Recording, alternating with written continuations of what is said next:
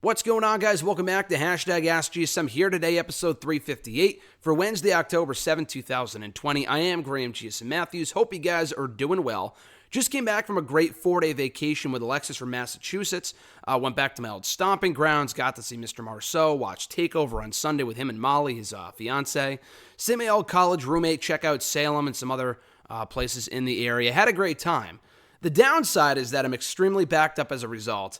Not too backed up, but I've done a ton of interviews, more news on those on social media, on my Twitter, so check those out. Those will all be up soon. Got to do 2 interviews while I was away, another one tomorrow, so it's been a big week. I still have yet to watch Impact, Dark. I caught up with Raw that night, did the review, but there's still a ton of other stuff I still have to catch up on.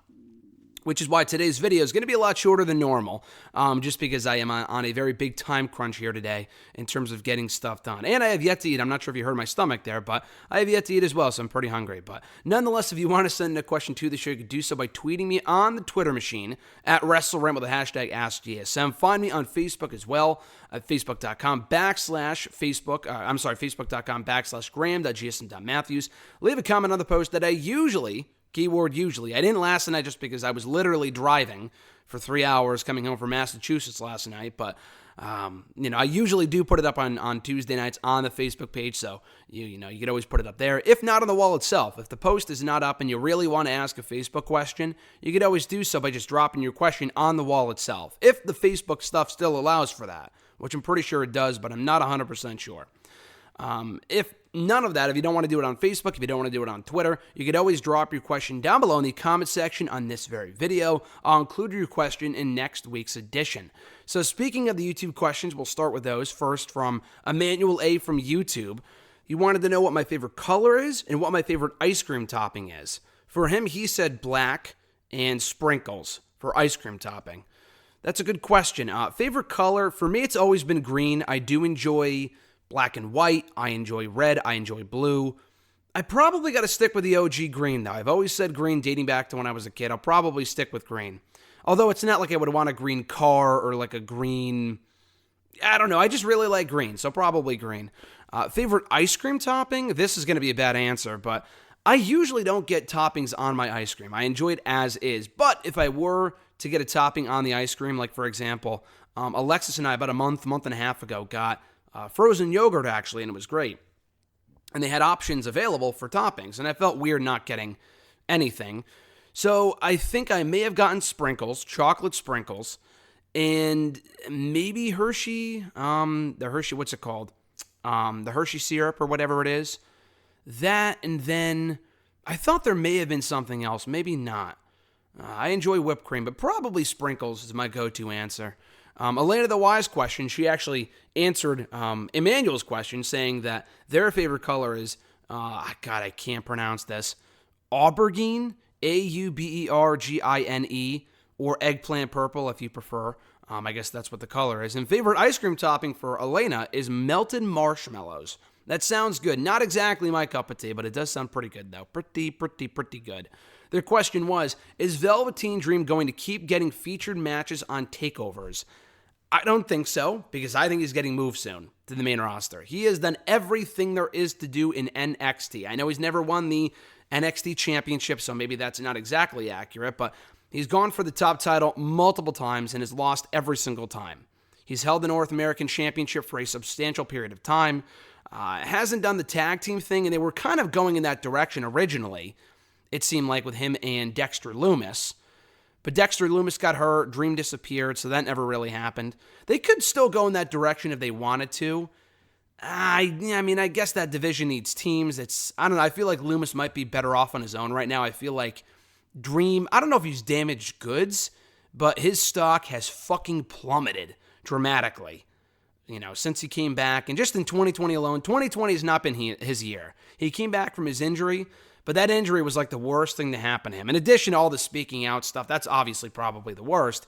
That did him no favors. That came out twice this year, and that was never really resolved. He hasn't really suffered the consequences, seemingly, of what happened yet. And he was off TV for a little while, but I thought it was because of that, but apparently it was due to other issues or backstage problems or the car accident that he was involved in. I'm not exactly sure. but it didn't really seem like it had anything to do. It had anything to do with the speaking out stuff that came out about him earlier this year. But is he going to keep getting featured matches on the takeovers? I don't think so. His role on the show has curtailed drastically in the last couple of months. He was involved in the ladder match at TakeOver just for the sake of getting him on the show. And then he was involved in a match with Kushida that was probably the weakest match on the show on Sunday, although it was quite good. So it's not like he's in the main events competing for championships every week. It's really not, doesn't have a major role on the show. But if I had to guess, with the drafts coming up, Raw and SmackDown wanted to shake up the rosters. Dream just doesn't really have a place on NXT anymore. There really aren't any obvious feuds for him to have. I just don't really care, to be honest with you. So they might as well just move him to a Raw or a SmackDown, assuming he doesn't just get released or something. But it did feel like that injury angle they did with him on Sunday, with Kushida continuing to attack Kushida after the match, seemed to indicate they had plans of writing him off the show. And it might be way off there, but that was kind of the vibe that I got from that. Nonetheless, though, we'll see where they go with it, but I assume that his role on NXT will not be the same going forward, just because he doesn't really have the same worth that he did a year ago, doesn't have the same amount of buzz, and at least not positive buzz, not the same amount of momentum. He has cooled off incredibly. Like, it's almost amazing in the last number of months. So we go to the Twitter questions, and again, I got to kind of brush through these due to the fact I got to get going soon. Nonetheless, though, at Jeremy8911, what are your thoughts on Mustafa Ali being revealed as the leader of Retribution? Obviously, the biggest thing to come out of Raw this week. I honestly watched the show just 2 days ago, not even 36 hours ago, and I've kind of already forgotten what went down on that show, to be completely honest with you. I don't really remember. But I do remember that. I thought it was cool.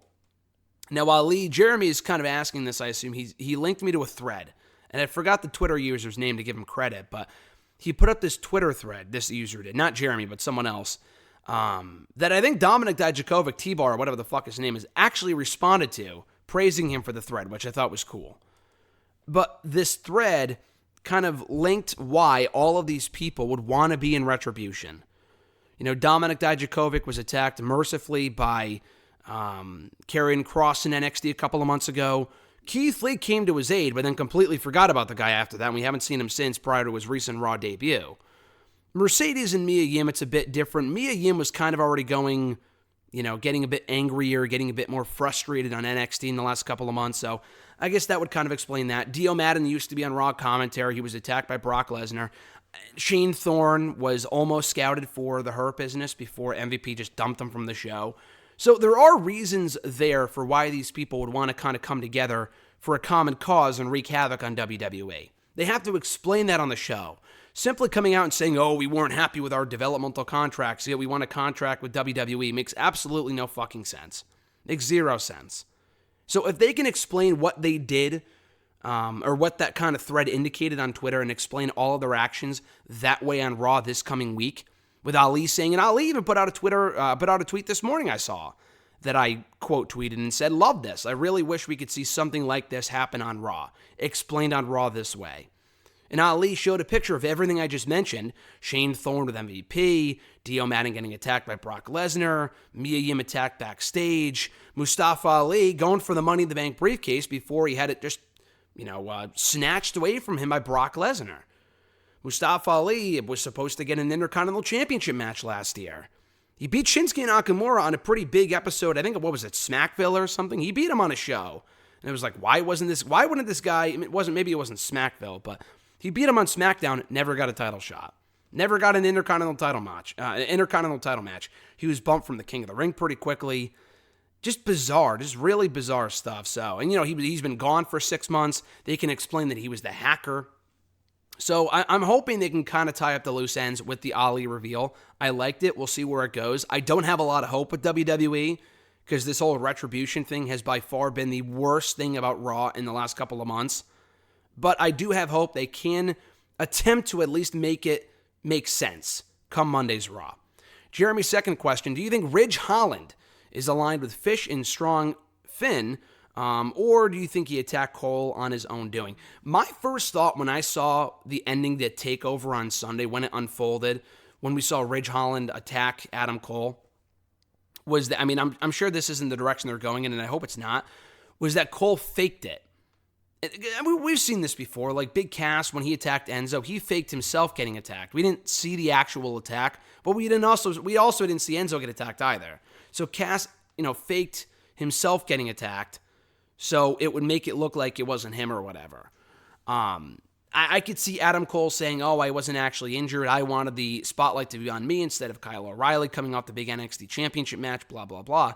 And then we come to find out that Roddy and Bobby were in on it. That was my thought process. I said this a million times. I really hope they don't break up Undisputed Era. I really hope this is just their way of pivoting them towards a face turn, because that would at least be something different. I feel like there's more money to be made with these guys as a unit. There's a lot of potential there with Kyle O'Reilly on his own, Roddy and Fish in the tag team division. But I don't know. I just feel like that's just... I guess it's better than having Adam Cole turn on Kyle O'Reilly on Sunday outright. But I would rather see... I don't know where they're going with this whole Ridge Holland thing, but I don't know if it's Ridge Holland and Finn Balor, or if it's Finn Balor going heel again, maybe, and Ridge Holland is his bodyguard. That's also a possibility. I like that idea a lot more. With Undisputed Era becoming babyfaces, and Finn Balor going back to being the heel that he was a year ago, which he kind of already still is, but he's more of a face now. He turns heel again, cements that heel turn, and then introduces Ridge Holland as his new heavy. I like that idea a lot. Will they go in that direction? Probably not. We are very likely getting an Undisputed Era split, but to me, and I feel like it's weird to say premature, because they've been together now for 3 years, but I feel like that's the wrong call to make, at least in my opinion. At Reborn Again, John Ritland from the YouTube Machine. Check out his show on YouTube. Real Honesty with John Ritland is great work. John's first question was, what are the chances Vince totally made Ali the leader of Retribution at random? Yes, there's backstory that they can bring up, but can we really depend on Vince to do that now? Again, John makes a great point. I like the Ali reveal. It gives Ali something to do. He's been, what was the word I was going to use? Floundering now for so long. He came back, got beat the fuck up by the Hurt Business, and then disappeared from the show. He was kind of teasing a heel turn on Raw, and I'm glad it ultimately led somewhere this not on Raw, I'm sorry, on Main Event. And it ultimately led somewhere this week on the show on Raw, which I really liked. But again, like John said, what if there's a very good chance, knowing WWE's track record with this type of stuff, they put a whole bunch of names on a board on Monday afternoon, or more specifically 7 p.m. Eastern Time, an hour before Raw went live on Monday, and said, "Oh, we need a leader for Retribution."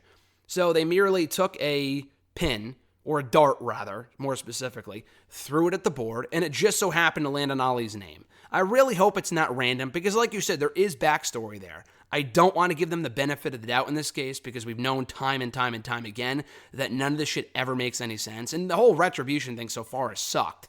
So maybe this is their way of making it make sense. It might be a recent development. Who knows?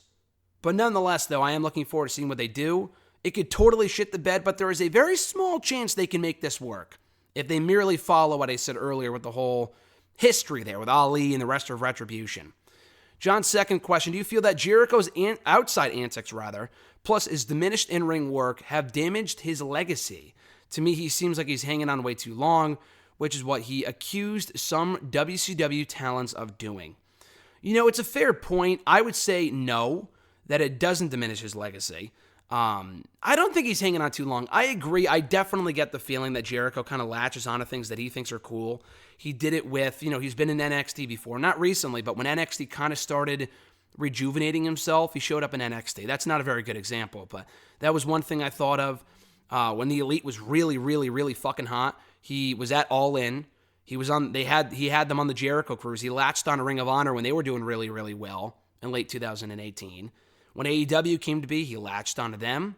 He latched on to Santana Ortiz. They were really hot. Hot. What am I fucking... I got the Boston accent there for a second. I was in Boston for so long this week, and I got the Boston accent. They were really hot about a year ago. He latched onto them. I feel like he tries to latch onto a lot of things, Orange Cassidy being the latest example. And Orange Cassidy, I know John isn't a fan at all. I like Orange Cassidy. I did not like the feud. The feud was fine. The matches weren't that good. I don't agree with him losing to Orange Cassidy twice, including on a pay-per-view, because it just makes Jericho look weaker. It doesn't make Orange Cassidy look like any more of a bigger deal than he already was. And I guess it's supposed to establish him as being credible, but unless he's going for the World Championship after already having beaten what's his name? Jericho already, after already having beaten Jericho, who is the inaugural AEW World Champion, you would think it would make Orange Cassidy into a bona fide singles star. I don't get that vibe.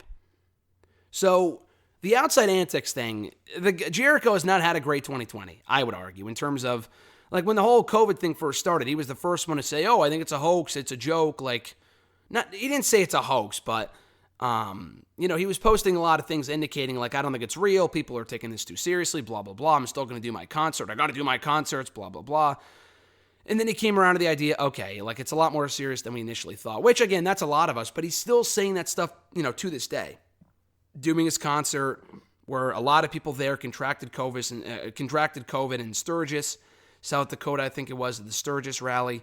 He's said and done a lot of dumb stuff this year. Shockingly enough, I'm not going to put putting Donald Trump Jr. on his show, one of them, as being one of the dumbest things he's done this year. I mean, everyone has their thoughts on the Trump Jr., blah, blah, blah. I have my own thoughts for sure. But he's merely trying to be unbiased and allowing everyone to kind of speak their piece. Like, he would have a Republican, he would definitely have a Republican on his show, I would feel, a Democrat, whoever. I don't really care about that shit a lot, too much. But, having the conspiracy theorist on there, and again, I understand allowing everyone to have a voice, but with that type of stuff specifically, it's questionable because a lot of the people he has on the show sometimes push this agenda that they think COVID is a hoax. And again, I get giving everyone a platform, which again, with the Trump stuff, I don't really mind because it's more politics stuff. The COVID shit is just ridiculous. Thinking that it's a hoax is absolutely bullshit. I know everyone is entitled to their opinion. Unless your opinion is just incredibly stupid, then you should probably just be quiet. In my opinion, that's just me. Especially when it comes to that stuff. I know people that have gotten sick from it, died from it. It's a very serious and real thing. Jericho's, not that he's a Trump supporter, like he might be. I don't know. He hasn't outright said that, and people have indicated that he is. He's just has not had a great 2020. He says and does a lot of dumb stuff. But the fact of the matter is, at least in my opinion and in the opinions of many other people, he had an amazing 2019. Inaugural AEW World Champion, had a lot of great matches with Omega, Adam Page, Cody, Jon Moxley. He's had a lot of good matches. Maybe not the matches of 10, 15, 20 years ago, I get that. But that's to be expected when the guy's 50, 49, 51 years old. I think he's turning 50 this year. He has arguably held on a little too long, but promo-wise, character-wise, he's still one of the best parts of AEW every single week. So I don't think he's really damaged his legacy all that much. If he came to AEW, did absolutely nothing, was putting over, again, you got to put people over. He's in this elevation mode right now where he's trying to elevate other people, which I very much enjoy. But you got to do it. I would rather see someone like a Scorpio Sky or a Darby Allin in the spot that Orange Cassidy was in. People that could actually go a lot further on the card than the comedy act Orange Cassidy can, in my opinion. So he's still doing very good work. The stuff that he tweets about and whatever is definitely questionable. I will absolutely say that. I think the fact, in your opinion, if it's damaged his legacy, I think is subjective. I wouldn't agree with it. But I could see a point being made. I could see an argument being made for why his legacy is damaged, for everything that he's said and done in 2020 alone, both inside and outside the ring. At noob_n_co 1991, what are your thoughts on Halloween Havoc coming back? And what will be the main event of the night? I fucking love it. That was probably, of all the things that we saw at Takeover on Sunday, which I absolutely enjoyed, I thought it was a great show, that was the highlight for me. Was the announcement of the return of Halloween Havoc, which we've been begging for fucking years. And I've had a feeling for the last couple weeks they would do it, just because AEW has a lot of shows coming up, a lot of big shows. I think the 28th might be, I thought it might have been the go-home show before the Full Gear pay-per-view, but it's not. I think Full Gear is the week. It's not on Halloween, it's like a week later. But they brought back Great American Bash last year. Triple H brought back War Games for NXT 3 years ago. So why wouldn't Halloween Havoc, if they own the trademark, be any different? Thank God they're bringing it back. I can finally put my Halloween Havoc shirt to use. I'm looking forward to it. But yeah, I'm a big Halloween Havoc fan. I'm very happy they're bringing it back. My only thoughts on it, in addition to that stuff I just said, bring back the fucking pumpkin. You got to. You fucking have to. If you're going to bring back In Your House with the In Your House set, which was awesome, you got to bring back the Halloween Havoc pumpkin. You fucking have to. What's the main event going to be? I've seen some people say it could be Finn Balor and Kushida, Finn Balor and Ridge Holland. I'm not sure if the championship would be defended on that show, the NXT title. But I do hope they make it out to be a big show, not just the Halloween trick or, street fights, which I enjoy as a guilty pleasure. I don't think that should be the main event. But they can build it up to be a serious show, but also incorporate the Halloween aspects, of everything that we enjoy about Halloween. I'm a big Halloween mark, and I really want to see them do a lot of Halloween-themed stuff on the show, while also kind of keeping a serious tone and doing big matches like Balor and Kushida, or Balor and Holland, or whatever. They could do Ember Moon and Io Shirai on that show, or Toni Storm and Io on that show, or Io Shirai and Rhea Ripley on that show. There's a lot of big matches they could do in the main event of that show. Rhea Ripley's final show being a Halloween-esque show, I think would be awesome because she kind of has the Halloween vibe about her. And she could dress up. Everyone can dress up. I'm really looking forward to it. At Iwagu91, booking-wise, is Mustafa Ali becoming the leader of Retribution a good thing or a bad thing? I mean, the group has struggled a lot. The group has sucked. For Ali, I'm hoping it benefits Retribution. I'm hoping it benefits Ali too. If for nothing else, it gets him on the show in a regular role. They're trying something new with him. They have done nothing with this guy for the better part of the past year and a half. It's about fucking time. So I'm going to say it's a good thing, but they could very well change my mind in the next couple of weeks, shit the bed of this angle, and make me wish this development never happened. But for now, again, I'm not giving it the benefit of the doubt, but it did get me slightly excited, which I have not been at all regarding this whole Retribution bullshit. But the Ali reveal I thought was cool, it was well done, and it could make sense if they explain it properly, which hopefully they will, starting next week on Raw. His second question: do you think for sure that Randy Orton will defeat Drew McIntyre for the WWE title inside Hell in the Cell? No, I don't.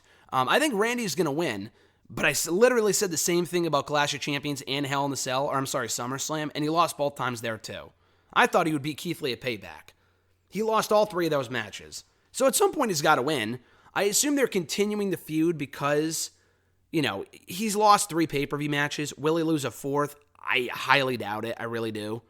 For sure, I don't know, because I think there's also a very real possibility they keep the championship on Drew for the remainder of the year, which I would love. Actually, I prefer that. I don't really care to see Orton as champion.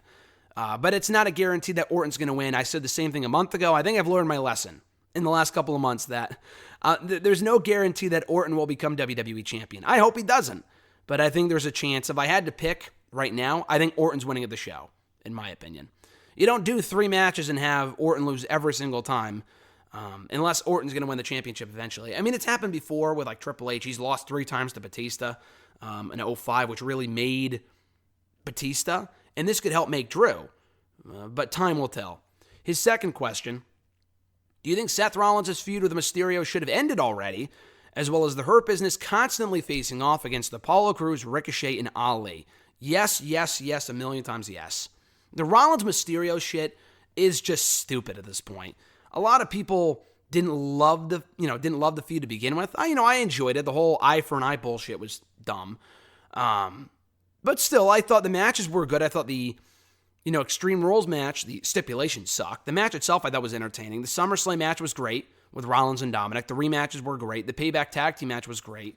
The matches have all been very, very good. The whole, Aaliyah bullshit, I will just hammer this home until the cows come home. I fucking hate the whole Mysterio family bullshit. It made sense before why Ray would continue to bring these guys to work. His wife, his daughter.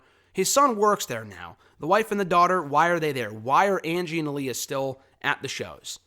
Especially if she's just going to flirt with one of the wrestlers, and that never ends well. So you think Ray would know that by now, having been in the business for so long. But yeah, no, I hate that storyline.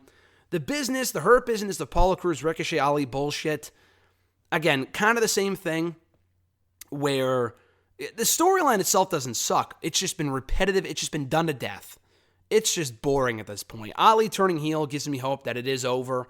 The draft coming up on Friday gives me hope that it's over. Whether the Hurt Business goes to SmackDown or Apollo goes back to SmackDown or Ricochet goes to SmackDown for the first time, which I'm hoping he does, this shit has got to end. They got to end the feud. They got to move away from these guys feuding with each other. Ricochet feuding with the Hurt Business, I kind of sort of get, because Apollo has just been there a million times and it gets beat every fucking time. I can't remember the last major match that he won. He beat Cedric a couple of weeks ago, but he's lost to Bobby like 3 or 4 times. We got to move the fuck on now. You got to move on. So, yeah, they got to end this shit because it's just getting to the point where it's completely ridiculous and hurting the overall quality of the shows. I got to speed through the rest of them here. I know there's a couple left, but I got to go fast mode now. At E1-3A, better match, Jey Uso versus Roman Reigns from WWE Clash of Champions, or Kyle O'Reilly versus Finn Balor from NXT TakeOver 31. Both matches are 20 minutes plus, main events with similar setup after all. Man, that's a great question. Both are great, and I wouldn't argue with you if you said one over the other. I'm going to go... O'Reilly Balor was the better match in ring-wise. Uso and Reigns was the better match storyline-wise, storytelling-wise. I'm going to go Balor O'Reilly because I feel like the outcome was a bit more unpredictable, even though it was kind of predictable, than Jey and Roman. That was the only thing about that match that not bothered me, but that took away from it. That was that we knew Roman was winning. It was more a matter of how he was going to win. O'Reilly and Balor, they beat the fuck out of each other, very little build, and they killed it. Jey and Roman had great build. The match was great. Storytelling masterpiece. The action, you know what? Maybe Jey and Roman. Just because the build was better for Jey and Roman, I feel. It had a longer build. People were more excited for it. Balor and O'Reilly, people were pumped for it, but just because the match was going to be great, which it was. Man, I might go Jey and Roman. You know what? I'm going to change my answer to Jey and Roman because both matches are great. I wouldn't argue against either one, but I feel like Jey and Roman just gets the slight edge. At Colin_McAndrew, thoughts on Ali being revealed as the leader of Retribution. I already said this, but I like it. For now, we'll see where it goes, but it makes sense if they go down the right path in terms of explaining it. At RJ_Marceau, great seeing the Marceaus on Sunday. His question was, how have you felt about MJF's booking in AEW? What direction do you think they will go with him next? It looks like they're teasing something with him in Inner Circle, which is interesting. I don't know if he would join the group, take over for Jericho. I've seen some people suggest that, where Jericho goes face, and I don't know if I love that idea, but he replaces Jericho as the leader of Inner Circle, or he takes Sammy's spot. I don't know. You know what? It's better than nothing. It's better than having him face Griff Garrison every week on the show. Whatever. I can't say they've booked him badly just because he was undefeated for over a year, but at the same time, he doesn't have, he has a lot of big wins. Like he beat Cody at Revolution. I don't know. It just feels like they built him up for the world title picture. He lost. And now he really hasn't done anything since. And they're trying something, and we'll see where it goes. I can't really judge quite yet until we see where they're going with him. I don't love his booking right now, but again, it's not like he's buried. He's gotten a lot of big wins, had some very good matches, went undefeated for over a year, one of the best talkers, if not the best talker in the entire company. He's been very well protected. It's just more a matter of where they go from here. I know I say all about the aftermath. It's only been a month, though. We need to see more from MJF for me to really get a better grasp on how he's going to be booked going forward, either as a top guy, a mid-carder, tag team guy, whatever. Final few questions come from @Scarlet1. Best and worst of the Wednesday Night Wars number, and I forget the last time I asked this. Scarlet hasn't asked this in a while. That's why they put that in the tweet. And they've been asking this every week for the last year since the debut of the the Wednesday Night Wars on Wednesdays with NXT and Dynamite. Man, I don't have the shows in front of me, but I didn't love the shows last week. I know that. I remember they just kind of felt a little off.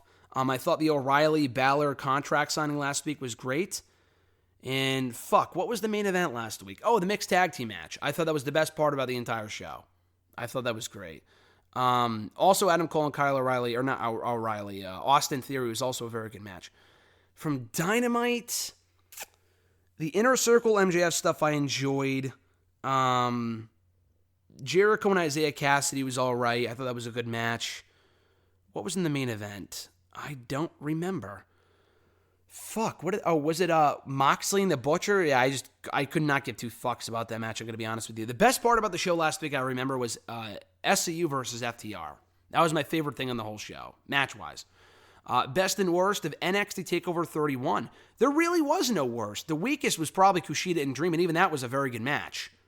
Everything else was excellent, honestly. Like, every match on the show was very, very good to great. I thought the Kushida Dream match was also very good. I like the aftermath. I like the fact that Kushida won. We got the announcement of a Halloween Havoc return. You really can't go wrong with TakeOver 31. The best match on the show would probably be the main event. I really liked the opener. Shirai and LeRae had a great match. Kushida and Dream was good. Honestly, I think the match of the night might have been Isaiah Swerve Scott and Santos Escobar. That was an amazing match. And maybe just because I've been really waiting for that performance from both guys so far, and then we got it on Sunday, that might be why. But man, I really, really enjoyed that match. The whole show was great, though. I really, really enjoyed TakeOver on Sunday. Final two questions. Did you hear about how Finn Balor apparently ended his match with Kyle O'Reilly early? Because he was, I guess, hurt or something. He might have dislocated his jaw, I guess. Which I guess they're waiting to hear back as to what happened there. I assume he won't be on the show tonight in person or cut any promos or whatever because of that. I did hear about that. I didn't know they ended the match early. I did not know that. But, yeah, interesting, though. Interesting. And they got a lot of time, too, so it's not like the match was 10 minutes. So we're lucky that the match didn't end, even sooner than it did. But it was an amazing match. You would never know that they ended early.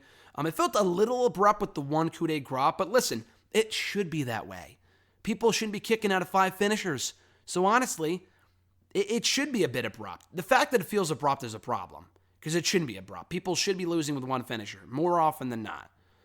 But anyway, I thought that was a great match, and you would never know that. I mean, you would know that both guys were hurt. They were bleeding from the mouth the entire time, especially Balor at the end there. He was bleeding the gusher, and O'Reilly was bleeding for most of the match. But you would never know that there was something wrong in terms of like, oh, they got to end the match early, because they just went in there and fucking killed it. I love that match. I love the whole show, really.